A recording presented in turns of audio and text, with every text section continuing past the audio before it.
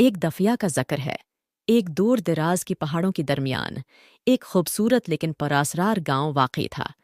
یہ گاؤں اپنی خوبصورتی اور امن و سکون کی وجہ سے مشہور تھا، مگر یہاں کی سب سے دلچسپ بات یہ تھی کہ اس گاؤں میں ہر رات کچھ حیرت انگیز اور عجیب و غریب واقعات رونما ہوتی تھی۔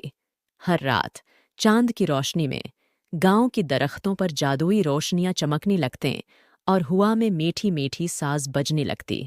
گاؤں کے لوگ اسی چاندنی رات کا جادو کہتی تھی، لیکن کسی کو بھی یہ معلوم نہ تھا کہ یہ سب کیسی ہوتا ہے اور کیوں ہوتا ہے۔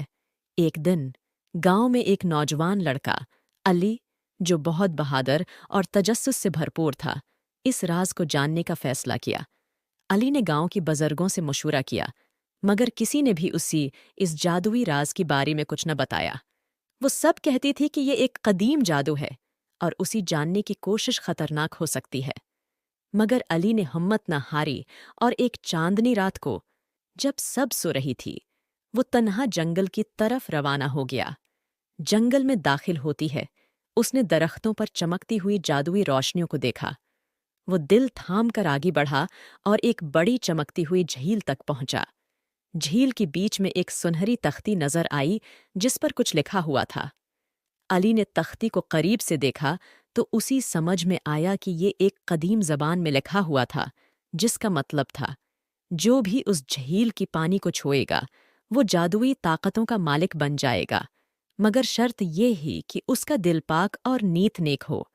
علی نے ہمت کی اور جھیل کے پانی کو چھوا۔ اچانک ایک روشنی کا جھماکا ہوا اور علی کو محسوس ہوا کہ وہ کسی جادوئی دنیا میں پہنچ گیا ہے۔ وہاں ایک بوڑھا آدمی جو جادوگر لگتا تھا اس کا انتظار کر رہا تھا۔ بوڑھی جادوگر نے علی کو دیکھا اور کہا، تم نے جادوئی پانی کو چھوا ہے، اس لیے اب تمہیں اس گاؤں کے راز کی حفاظت کا ذمہ دار بنایا جاتا ہے۔ مگر یاد رکھو، یہ طاقت صرف اس وقت تک تمہاری پاس رہے گی جب تک تم نیک نیت اور سچی دل سے اس کا استعمال کرو گے۔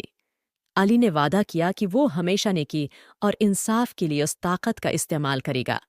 بوڑھی جادوگر نے علی کو واپس گاؤں بھیج دیا۔ چاندنی رات کا جادو اب بھی گاؤں میں ہوتا تھا، مگر اب علی کو معلوم تھا کہ یہ جادوئی طاقتیں کیسی کام کرتے ہیں اور اس نے ہمیشہ ان کا صحیح استعمال کیا۔